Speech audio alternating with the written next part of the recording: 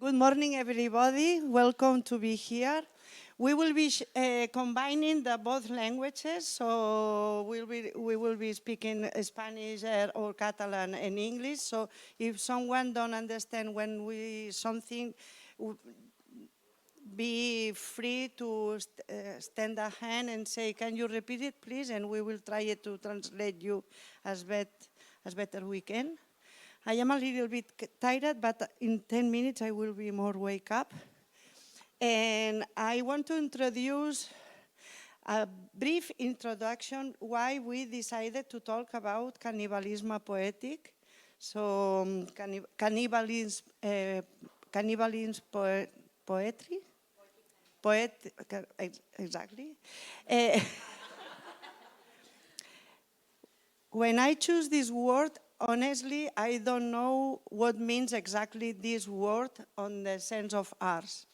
But in these times that everything is talking about vegetarian and veganism, so I thought it would be nice to recuperate something that to bring to the roots of the nature and to bring to the more will spirit of the animals.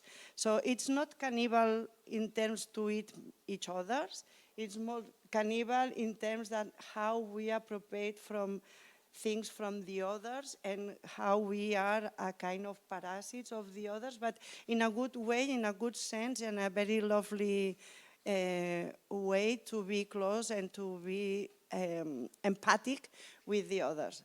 And for this conversation, we decided to work with two artists, that is Maria Camila Sanjinés, and she's an artist, and she also is part of Artistas Salchichas. Núria Rovira, that is an artist... Rovira, sí, m'havia equivocat. No, perfecte. Però estava llegint Rovira. It's an artist based here in Catalonia, no? Sí. And Maria Canelles, that she's a curator of a venue in Barcelona named La Brossa. Okay, and now they will introduce themselves because I think it's much better that they present themselves than not me. Núria, per ordre envers. Faig en català o...? Presentes en català, si vols, i fas un amic català-anglès. Vale. Però el micro és meu. Vale, faig curt, ben català. Jo estic treballant amb Eufònic, soc l'artista resident.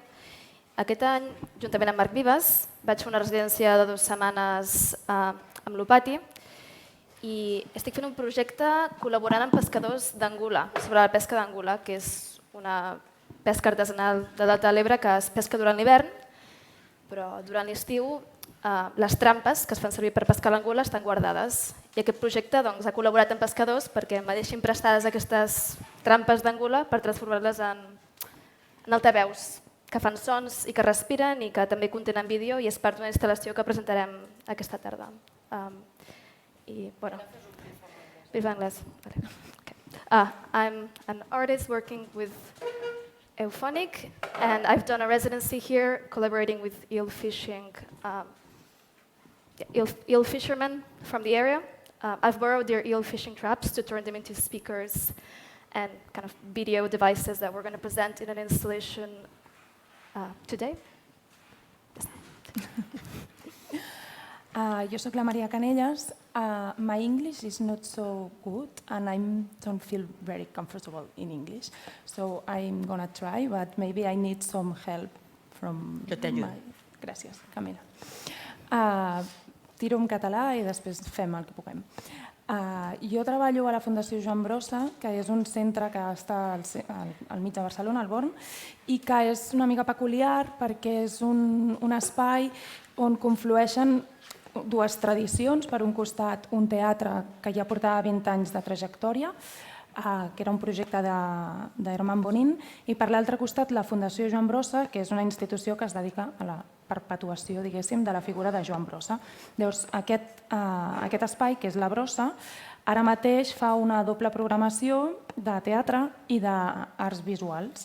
Tot això emparat amb la figura de Joan Brossa, que, per qui no ho conegui, va ser un poeta experimental i realment un poeta que a través de la poesia va jugar a trencar disciplines d'una forma molt genuïna i molt pròpia, i això ens dona a nosaltres molt de joc i molt d'espai per poder treballar realment amb totes les disciplines, sempre emparats amb aquesta imatge de poesia o de metàfora, diguéssim, que ens ajuda a treballar. So I don't know if I can say that in English. I'm working in Fundació La Brossa, which is a space in the center of Barcelona where we work with the heritage from Joan Brossa, who was a poet, experimental poet, who worked with arts, visual arts, with performing arts, and with him, this character, we can play a lot between all of our disciplines, because his poetry brings us this opportunity, I think. And we have a theater as well and exhibition spaces. Prou bé, no? Vale. Molt, okay, molt, vale. Molt bé. molt bé. Sí. My name is Maria Camila Sanjinés. I'm a Colombian artist living in Olot, northern part of Catalonia. Very special place. I'm a visual artist. I work with performing arts, and I'm also an art therapist.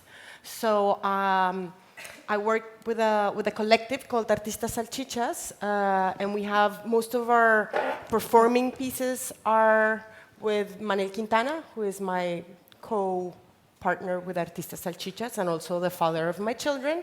And we develop performing pieces that have to do with performing arts pieces that have to do with sound and space and our relationship with nature and our relationship. We do a lot of couples therapy in our work.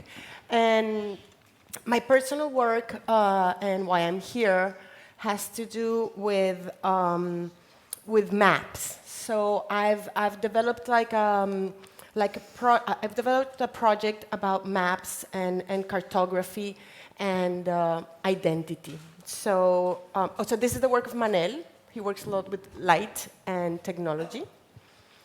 And you'll meet him on Friday. He's going to come. And this is my work. My website is not updated, I'm sorry. I have a lot of work with ceramics and migration. I work with migrants and the way we build identity, and the way we build identity by living in the cracks, in the no place, in the no land. So most of my work, my individual performing work and my artistic work has to do with the subject of identity and the way we build our identity by colonizing and cannibalizing other cultures and other people's identities. Thank you. Thank you. So, hola, ¿sí? So, these three artists has in common the Canibalisme, as Maria Camila is working with this kind of maps that she made it about how to build a map building with food that reflects which is all the communities that who's living in an area, and you eat the maps.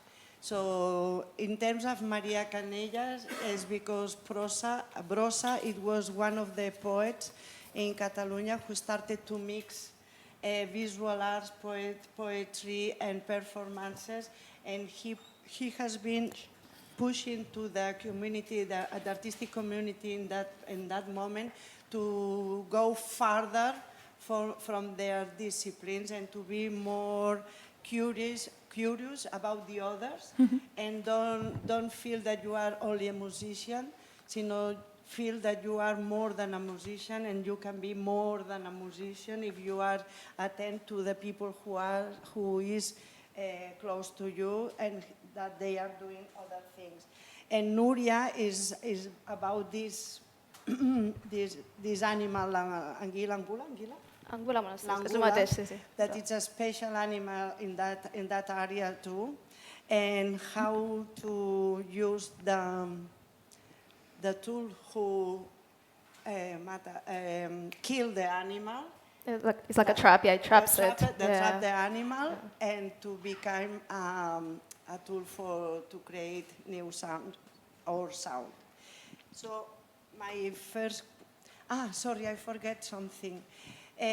This is not only a panel between us, it's a panel between all of us. So if some of you are curious to do some questions or some of one want to do to any specific question to an artist and about his job or his project, feel free, because we needed to be a little bit dynamic, because if not, everybody will be boring, and I don't want that the people feel boring. So you are here too, and we are here too, okay? Ei! No m'has entès? Estàs molt adormit. Vinga. La primera pregunta... Ai, Déu meu, pot aguantar? Perdoneu, La tecnologia sempre genera...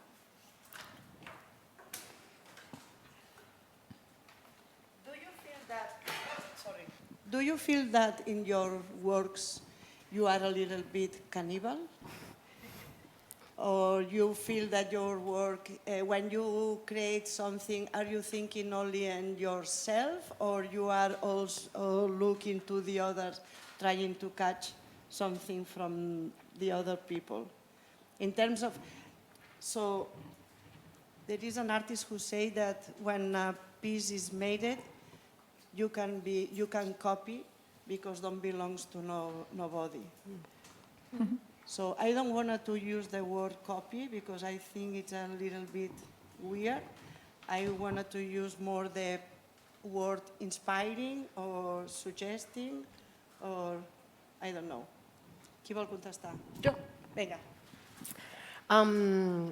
Yo pienso que mucha de la forma como construimos, esta es una buena pregunta y creo que es como una crisis que tenemos, o que yo tuve como artista mucho tiempo, que era como no quiero que se parezca a la obra de no sé quién, o no quiero que se está pareciendo mucho a la obra de tal persona. Y ahora me voy a pasar al inglés para hacer un max mix. But I feel that once I started working as an artist, it was very obvious that we are cannibalizing other people's work all the time, and it has to do with the history of humankind. We have been cannibalizing each other forever, since we were started Homo sapiens living in the cavern, the cavernas.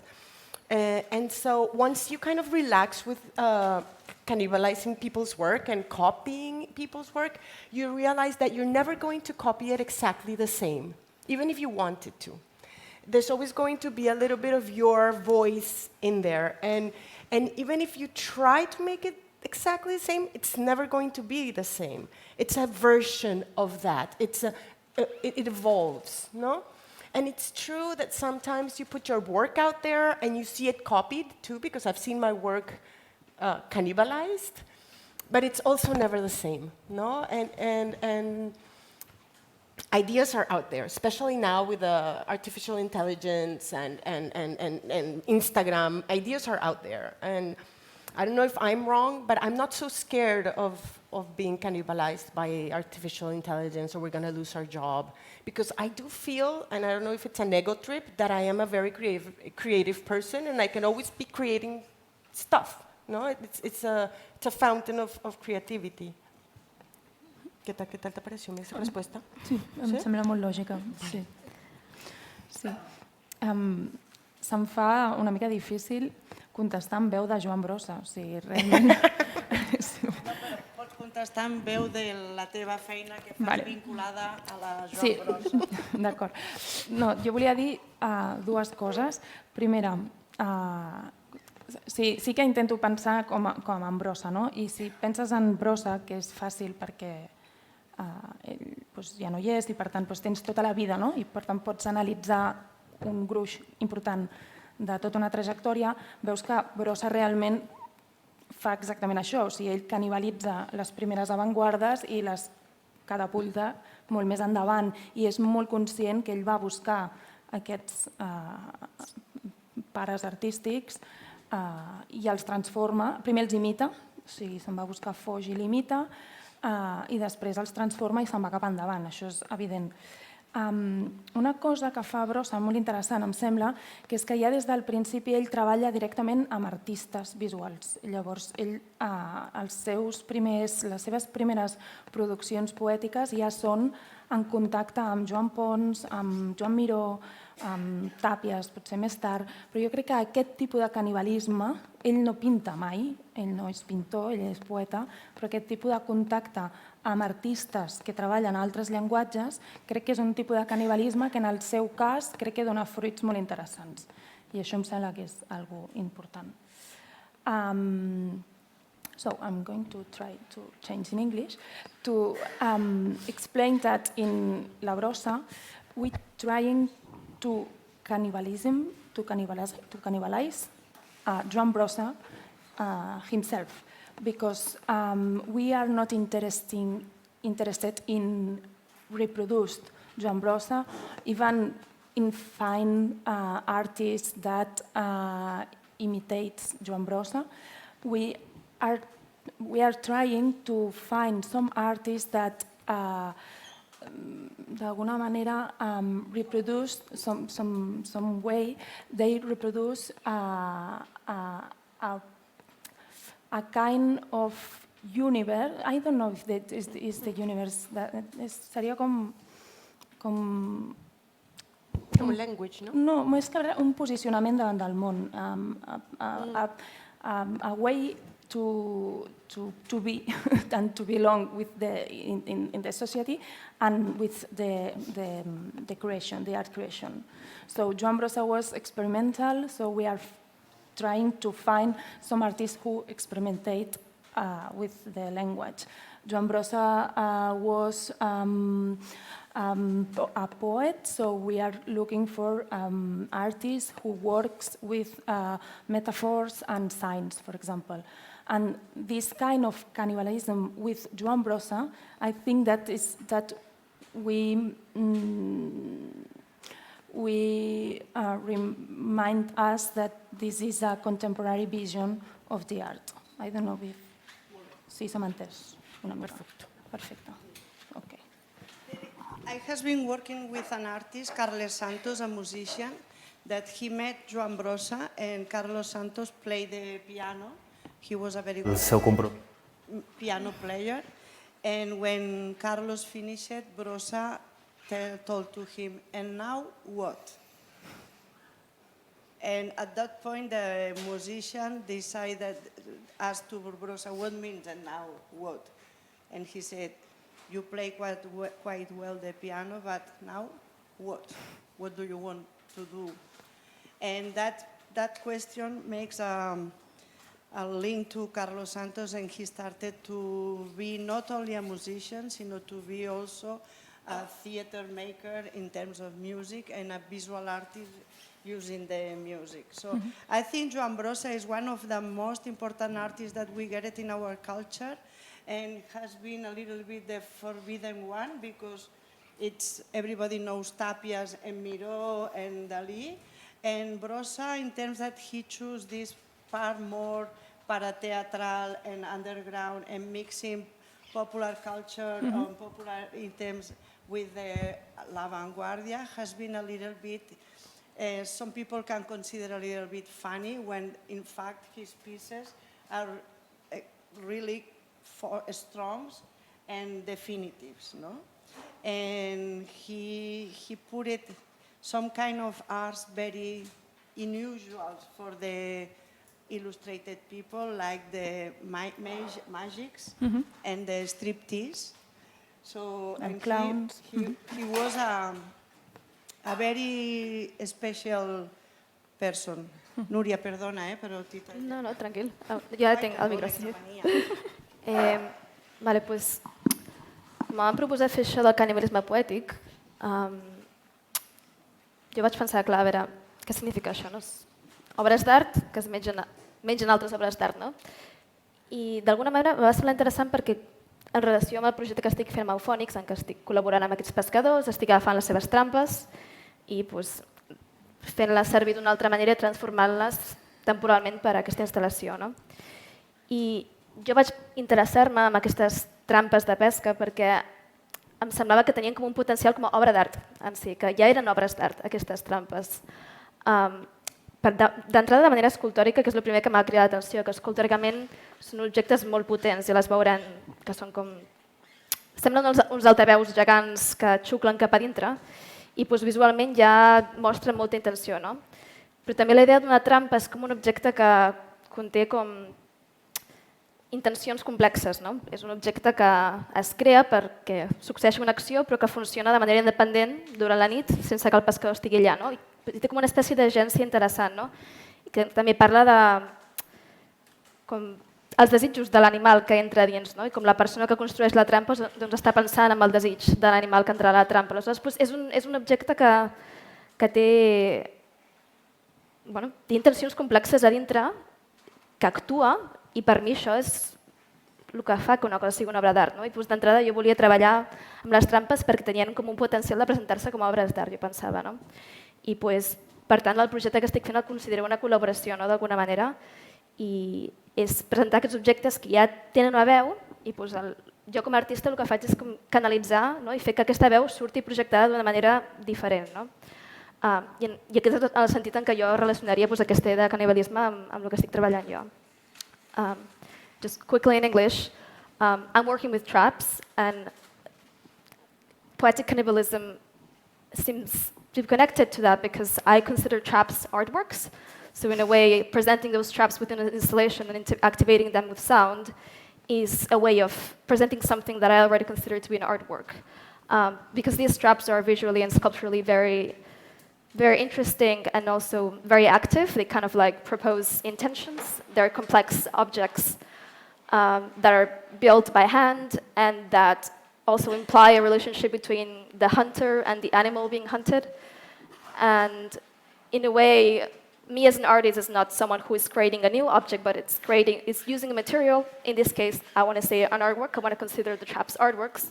And within the installation, they're being rechanneled in a different way and kind of proposed as objects that kind of emanate light and sound instead of kind of working within water and fish, which is what they would normally do. Do you know what is the anguila? Bueno, és l'angula. Angula. Ai, perdona, he posat les angles. So I'm working with elver eels. Elver eels are the baby eels, basically, like 2-year-old eels that have crossed the Atlantic. They migrate from the Caribbean and they cross into the river in the winter, and then they become adult eels in the river, and then they go back, crossing the Atlantic again. So it's like a crazy animal that migrates across the Atlantic, that changes from sweet water to salt water. It also changes gender throughout its life. So it's a very interesting, almost mystical animal. But the elver eels are fished, and they're very interesting and evocative to what's happening in this area because ecologically it's something that has changed very radically. Because they used to be very common. 50 years ago, they used to be very cheap. There was loads of it. The fishermen I've been working with said that their parents used to feed them elver eels because they were cheaper than eating pasta. Like they would have that every single day. Like they would feed elver eels to the pigs, they said. And now, because of like a 98% reduction on the eel population, the European eel population, it's become one of the most exquisite dishes you can get, and it's a very, very expensive product. It goes by like 800 euros a kilo, depending on the season in which it's fished. But yeah, so it's something that kind of, it's a project that speaks of like the radical urgencies that have taken place in this area, in a way. Són aquestes les trampes? No. Però és que costa molt de trobar fotos, eh? O sigui...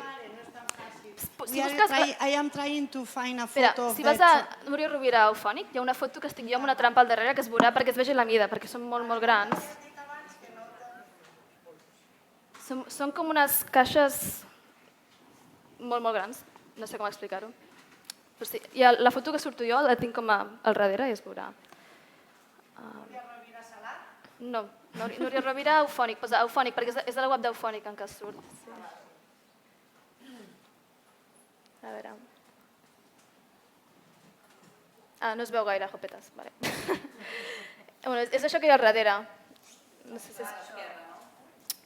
Bueno, hauré d'anar a veure-ho aquesta tarda. Así que es grande. Sí. When you presented in Eufònic? Today at 6 p.m. Yeah, it's open every evening until Sunday. Where? Antiga farmàcia d'Amposta. Okay, at Carrer the pharmacy. Sí. Okay, and you perform?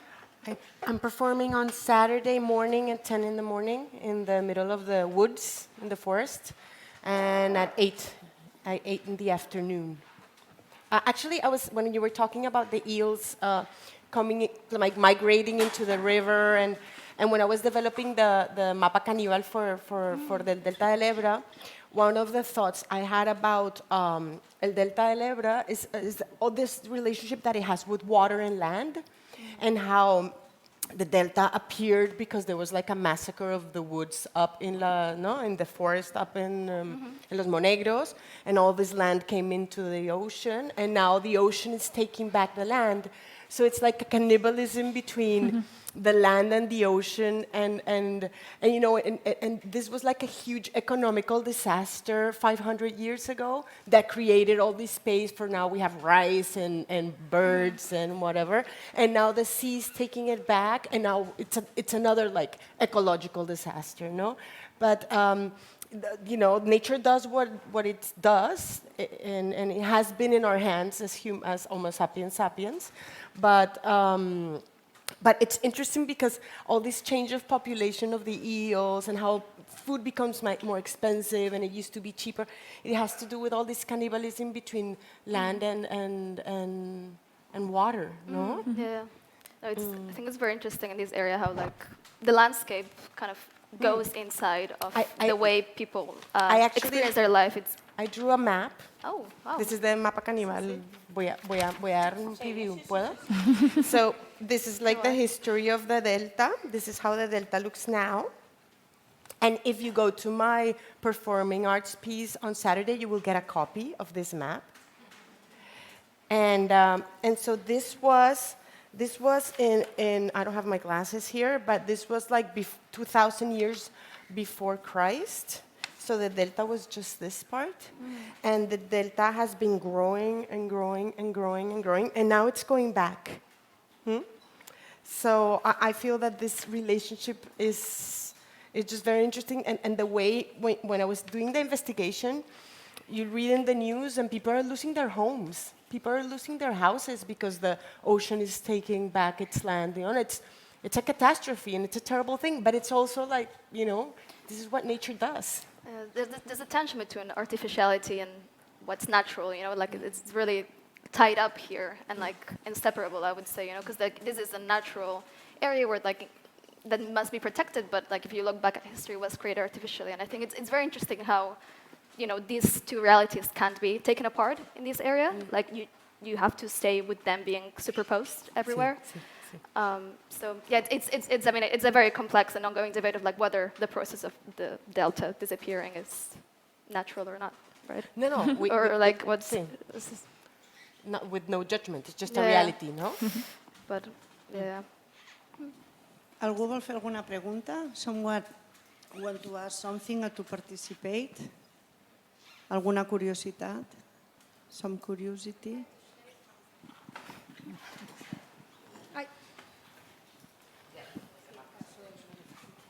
Hi, no, it's just because while the panel is going on, I'm thinking and reminding a project that I worked a long time ago, and it was called Domino Cannibal.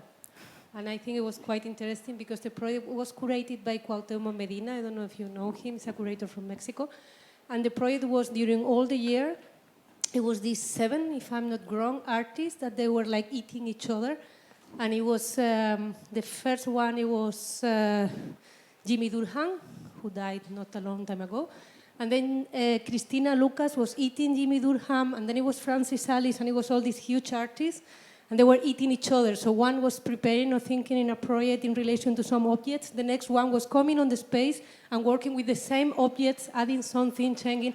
And I think it was a fantastic project also to work with the egos and with all these things about, like Maria was saying before, Maria Camila. If someone is eating or devorating my project, my work, I think it's like a common, art is also a common, how can I say, a material that we can all use. And I think that project was saying a lot about that. I was just reminding the project, and I think it was interesting to share it with you. You can find the project if you write Domino Cannibal in internet. I think like this idea is much more clear when it's like artworks that work with materials, with objects, because like any kind of material has a past, right? Any kind of materials have had like previous hands that have edited and changed it, and it's sometimes with the artworks it seems like the artist is the only person that has had any kind of like intervention on what that object looks like, but like everything is kind of this layering of like past intentions and past people that have been involved in it. So I would say like cannibalistic artworks are the ones that like acknowledge those, superposed, I guess, people that have handled whatever you're working with materially. But I mean, in my case, like I'm working with the borrowed objects, so it's very clear that this is someone else's thing. But I don't know if that comes with materials you work with, maybe, or I work with food in the Mapa Canibal. No, so now I'm going to show you another slide. Yeah. Okay. Because my website is not updated, because I've had a very lucky year with a lot of work. So this was the map I made for Olot, for Sismograph. And this map, which was the first Mapa Canibal that I built, had to do with the origin of the people. There's a 30% migration in Olot right now. So I chose food that comes from those places where these people come from, right? And I talked about each country or each identity in food, and also about colonization. So the idea of this project that you're going to see on Saturday is that we're going to eat the map. And working with food is actually, I was having this conversation before with someone, working with food is really interesting because we have a lot of ways in which we build our identity around food, but food is one of the objects that we colonialize the most. And this is a very obvious example, but when you ask people what is the most definite Catalan food, they will say pan tomàquet, no? Pan with tomato, bread with tomato, and tomato comes from America. So it's like, so this is like your identity, like de toda la vida, no? Como aquí, no? And as I was saying before, coffee in Colombia, coffee comes from Arabia, no? Opa. So that way we build our identity through food and like national dishes, no? And rice and everything. I find that it's a very interesting material to work with because it gives you perspective, no? Perspective of how we have decided to invent these identities that are really just... I was talking to this biologist that said that invasive species, las especies invasoras, las plagas, are what 5,000 years ago were our especies autóctonas today, Like all species, all the trees we have now were invasive 5,000 years ago, no? ¿Qué tal?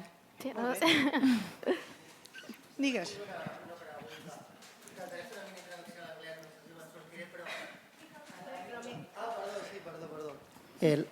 Tal com estem utilitzant la metàfora del canibalisme, en un sentit ideal, quan ens apropiem de l'obra d'algú altre o el que sigui, no el cancel·lem. En el canibalisme estricte, si jo em menjo un altre humà, ell desapareix. Sí.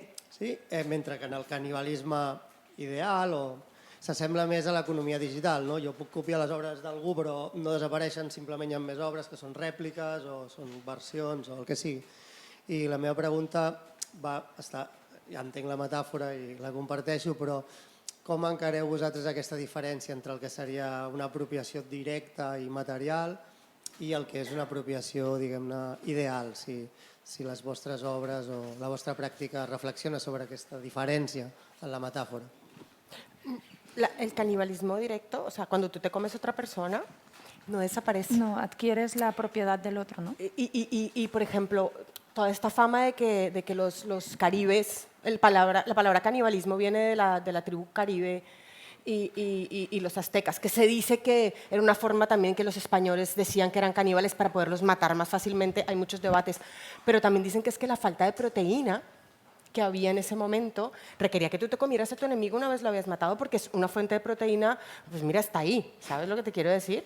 Y ahora con el tema de la escasez alimentaria con el que estamos hoy en día y todos estamos viviendo la inflación, yo tengo una familia numerosa de 2 hijitos que comen como unas bestias y ya te digo yo que me comería cualquier cosa, ¿sabes? Y esa materia no desaparece, ellos están creciendo, o sea, sí, se transforma. ¿Sabes lo que te quiero decir? No, y también hay esta idea, ¿no?, de que si tú te comes a alguien muy fuerte, tú adquieres esta fortaleza, ¿no? O sea, en este sentido yo creo que tiene sentido también esta perpetuación, ¿no?, de la tradición y de la tradición artística, ¿no?, en el sentido de que cuando tú copias, cuando tú decías, adquieres también esta destreza o esta manera de ver el mundo. A través de esta, no desaparece, o sea, la adquieres y forma parte de tu background en este momento. O sea que estirando aún la metáfora creo que aún sirve, ¿no? Tienes razón. ¿Algo més? So we finish. Thank you very much for your participation. Sorry if I has been a little bit flying, but I try to do my best. You did very well. And please, to understand much better what they are doing, if you go to Barcelona, go to visit La Brossa. We have a bar and terrace. There is a bar with a very nice place, and now it's the place in Barcelona. So all the people who is engaged in performing arts and the underground is the place, you know. La Brossa is the place. Gracias, Marta. Goes to see the map of Maria Canelles and goes to see the installation of Núria Rovira. And see you soon, and thank you. And now Thank you, Marta. Thank you, Marta. Thank you, Marta.